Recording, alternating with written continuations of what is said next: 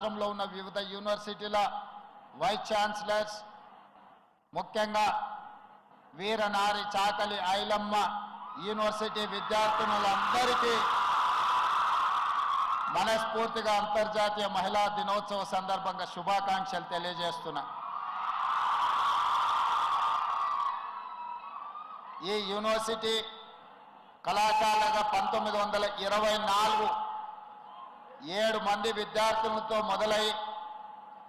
ఈ రోజు దాదాపుగా 100 సంవత్సరాలు పూర్తి చేసుకొని 7000 మంది దాదాపుగా విద్యార్థులతో ఈ రోజు యూనివర్సిటీ అభివృద్ధి పదం వైపు నడవడం,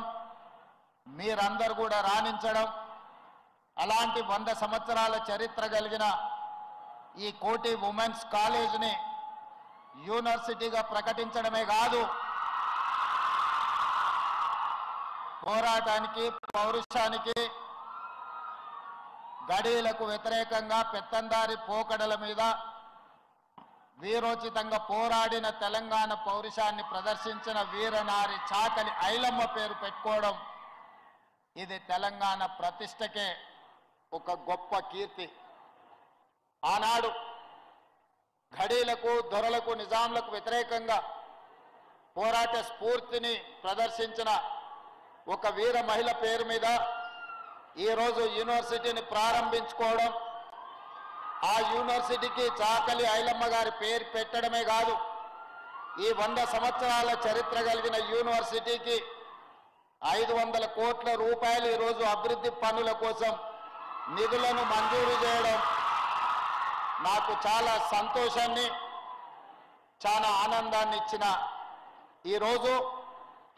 మీ అందరికీ నాది ఒకటే విజ్ఞప్తి, అంతర్జాతీయ స్థాయి యూనివర్సిటీలతో మీరు పోటీ పడాలి। ఈరోజు ఆక్స్ఫర్డ్ కావచ్చు, స్టాన్ఫర్డ్ కావచ్చు,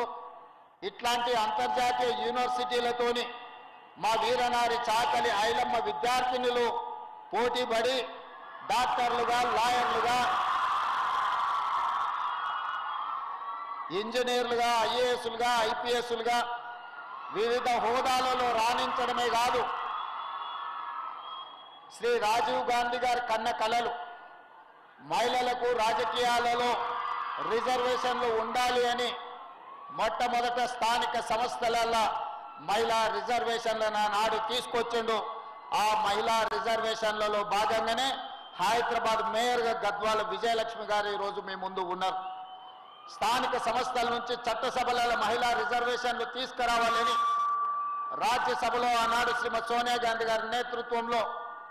రిజర్వేషన్లను అమలు చేయాలి అని బిల్లు ఆమోదించి ఈ మధ్యకాలంలో లోక్సభలో కూడా మహిళా రిజర్వేషన్ ఆమోదం పొందింది। రాబోయే ఎన్నికల్లో అది శాసనసభ కావచ్చు, పార్లమెంట్ కావచ్చు, 33% మహిళలకు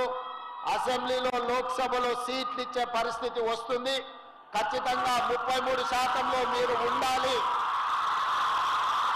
మీలో ఉన్న నాయకత్వ లక్షణాలను పెంపొందించుకోవాలి,